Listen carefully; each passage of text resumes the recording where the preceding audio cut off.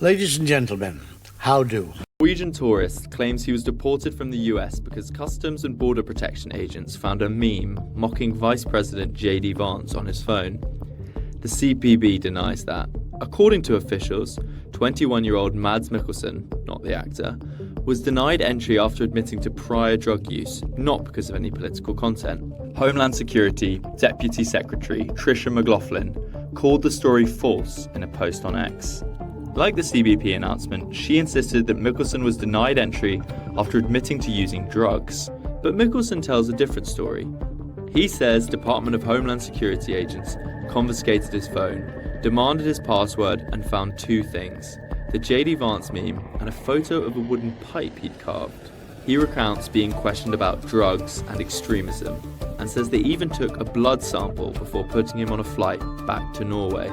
While Mikkelsen and the CBP may not agree on what precisely caused his denial of entry into the country, both agree that there was an encounter. Whether or not the meme played a role, the broader context matters. DHS will begin screening social media for anti-Semitic activity.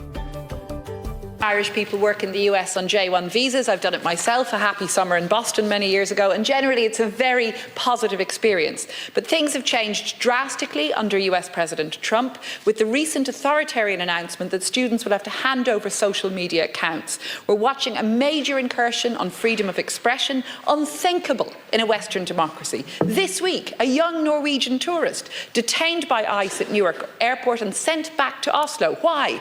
He had this meme on his phone, Minister.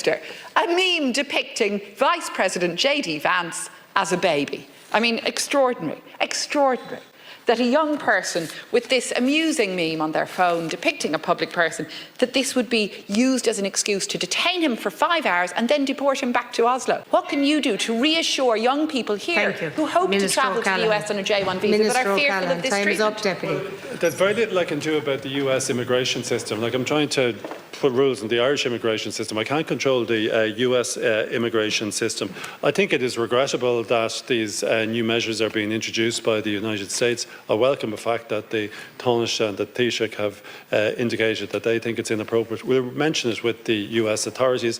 Hundreds of thousands, probably millions of Irish people have a great time on J1 visas. They're still doing it this year. They've done it in the past, and I think it'll continue into the future, Deputy.